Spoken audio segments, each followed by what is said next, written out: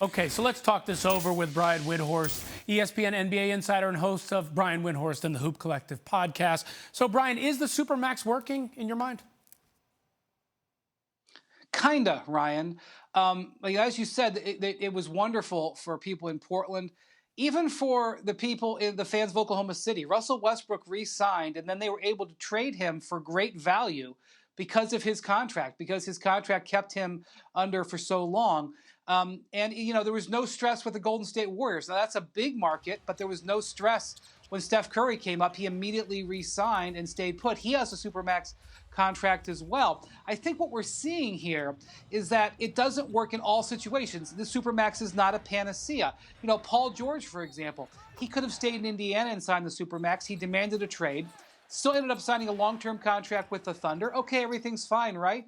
No, he walked out and said, I wanted to be traded, even with years left on his contract. So just because you have a Supermax doesn't necessarily mean it's going to hold you. And I think the real interesting pinch point on this will be what happens next year with Giannis Antetokounmpo. He will be eligible for a Supermax next summer. If he re-signs it in Milwaukee, it will have acted as intended, and I think everybody will be in a good frame of mind. If he doesn't, this conversation will get much louder. So then if you're a small market team coming into the next CBA, seeing all this happen, thinking the Supermax was going to be my way to keep my star here, are you looking to try to change this in the next CBA coming up in those negotiations?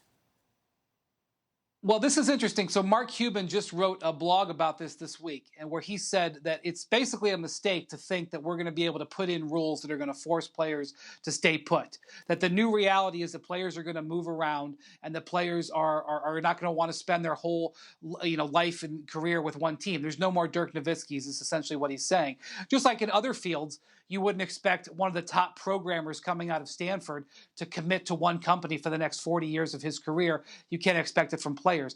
The issue, though, Ryan, of course, is that the small market teams want things in their favor so that they can compete with the big market teams. Mm-hmm. And in this summer especially, the guys who moved around went to New York, Los Angeles, and certainly in Jimmy Butler's case, wanted to go to Miami. And so that is always going to be a push and pull. There's always going to be this give and take between the big markets and small markets to try to find some sort of balance.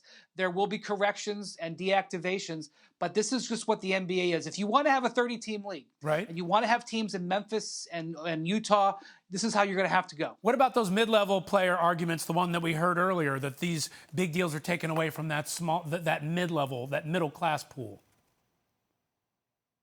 So I'm going to throw a flag on this concept that Chris Paul only was worried about the top-level players. Yes, he added a year to the age limit that you could sign for, and therefore he got $44 million in his pocket he wouldn't have been able to get. No question about that. And he added money for guys like Stephen Curry and Russell Westbrook and James Harden. Do we think that those players shouldn't get that money? I think they're entitled to it. But the other thing that he did that nobody's talking about is he almost doubled the minimum contracts. If you're a veteran, a 10-year player now, you guaranteed $2.5 million, where you were guaranteed less than $1.5 million a couple of years ago. He raised all of the rookie salaries, including the players who were already in rookie deals, so that they wouldn't get grandfathered out of a situation. He helped the bottom end as well, and he boosted the value of the mid-level exception deals. So a lot of people ended up have been signing for them. Sounds like your point is a lot of people ended up benefiting. I want to ask you about one more thing. I have a couple seconds left. There was an anonymous GM who told Bleacher Report that Kawhi Leonard doesn't elevate anyone. Talk about these max players. What are your thoughts on that concept? Well, I understand that if you compare Kawhi Leonard to a guy like LeBron James, who has been well known for boosting teammates, that they don't equate. But I think it's kind of short-sighted because Kawhi Leonard is one of the great defensive players we've ever seen.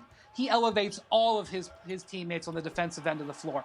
Does he offensively, like a classic point guard or a point forward like we've seen in in LeBron James or maybe a Steph Curry? No. But I don't think that's a fair representation of the whole game that Kawhi Leonard brings. All right, I think maybe Toronto fans would agree with you. Brian, thank you. Thanks for watching ESPN on YouTube. For highlights and analysis, check out the ESPN app. And for live streaming and premium content, check out ESPN+.